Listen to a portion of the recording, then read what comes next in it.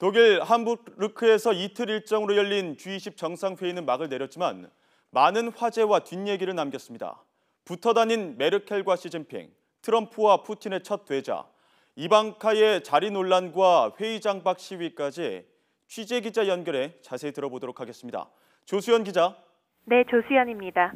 네, 이번 회의를 놓고 G20이 아닌 G19+1이라는 표현도 등장했는데요. 그 배경부터 살펴볼까요? 네, 미국과 나머지 19개국, 달리 표현하면은 트럼프 대 반트럼프 구도가 형성된 게 이번 G20 회의의 특징 중 하나입니다. 이전에는 미국이 국제 질서를 주도하는 게 당연했다면 올해는 처음으로 미국이 고립된 세계 질서와 분열상이 드러났다는 평가인데요. 트럼프 대통령이 기후변화 합의, 파리 협정 탈퇴를 선언한 영향이 커 보입니다.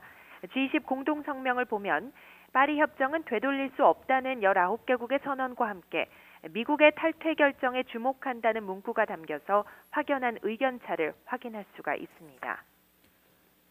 네, 붙어 다닌 메르켈과 시진핑도 화제입니다. 이 불안해진 세계 정세 속에서 독일과 중국 정상이 밀착 행보를 보였다고요? 네, 그렇습니다. G20 정상회의를 앞두고 주요국 정상 가운데 가장 일찍 독일에 도착한 정상이 바로 시진핑 중국 국가주석이었는데요. 시 주석은 이틀 동안 앙겔라 메르켈 독일 총리와 거의 모든 일정을 함께 했습니다. 첫날 부부 만찬에 이어서 이튿날에는 양자 회담과 오찬 일정을 마친 뒤 양국 청소년 축구 경기를 나란히 관전했는데요. 트럼프의 기후협정 탈퇴 그리고 보호무역주의 등에 맞선 새 진영을 두 정상이 주도권을 쥐고 함께 이끌겠다는 포석으로 풀이할 수 있겠습니다. 네, 트럼프와 푸틴 두 스트롱맨의 첫 회담에도 많은 관심이 집중됐는데 미러 회담 분위기는 어땠습니까? 네, 미러 정상회담은 장장 2시간 16분 동안 진행됐습니다. 예정 시간보다 4배 가까이 길어진 겁니다. 렉스 틸러슨 국무장관이 전한 말을 들어보면요. 회담이 1시간을 넘어가자 트럼프의 부인 멜라니아 여사가 참모들 부탁을 받고 회담을 마무리해 줄 것을 요청했지만 그 이후에도 1시간이 더 걸렸다고 합니다. 두 정상은 러시아의 미 대선 개입 논란 등 일부 현안에서는 여전히 서로 다른 주장을 폈지만 틸러슨 장관은 두 정상이 할 말이 많았고 그리고 매우 긍정적인 케미스트리가 있었다 이렇게 총평했습니다. 네, 화제를 조금 바꿔보죠. 미 백악관이 국명과 직책을 잘못 표현해서 또 구설에 올랐다고요? 네, 이런 일이 이번 G20 정상회담 일정 중에 2번이 있었습니다. 첫 번째 실수는 백악관이 미일 정상회담 관련 보도자료를 내면서 아베 신조 일본 총리를 일본 대통령으로 잘못 언급했습니다.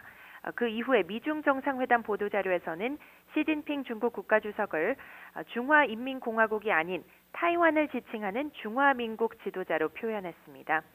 단순한 표기 실수일지라도 하나의 중국 정책을 뒤흔들었던 트럼프 대통령의 전력을 고려하면 중국이 민감하게 받아들였을 수 있다는 분석입니다.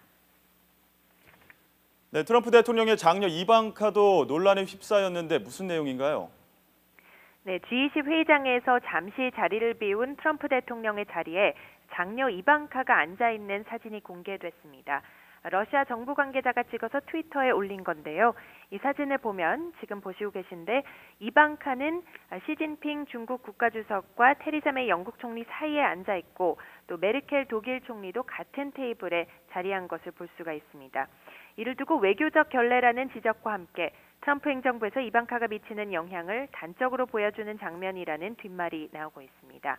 메르켈 총리가 직접 나서서 자리를 비우는 정상이 대리 출석자를 결정할 수 있고 또 이방카는 백악관 고문인 만큼 문제가 없다고 두둔했지만요.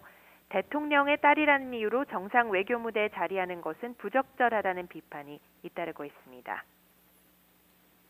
네, 올해는 회담장 밖에도 그 어느 때보다 시끄러웠다고 하는데 함부르크 도심에서 거친 시위가 이어졌다고요? 네, 맞습니다. 이 함부르크에 이틀간 10만 명에 이르는 인파가 집결해 시위를 벌였습니다. 반세계화 그리고 반자본주의 등을 외치면서 기득권 세력의 부패를 질타했는데요. 일부 시위대는 길가에 주차된 차량에 불을 지르고 상점을 약탈하기도 했습니다. 시위가 격렬해지면서 참석자들이 숙소에 고립되고 일부 정상회담 일정에 차질을 빚었습니다. 경찰은 물대포와 최루액을 동원해 강제 해산에 나섰고 테러 진압 부대까지 현장에 투입됐다고 합니다. 진압 과정에서 경찰 200여 명이 다치고 시위대 140여 명이 체포되면서 올해는 회담 장외 분위기도 시위로 얼룩졌다는 지적입니다. 네, 지금까지 국제부 조수연 기자였습니다.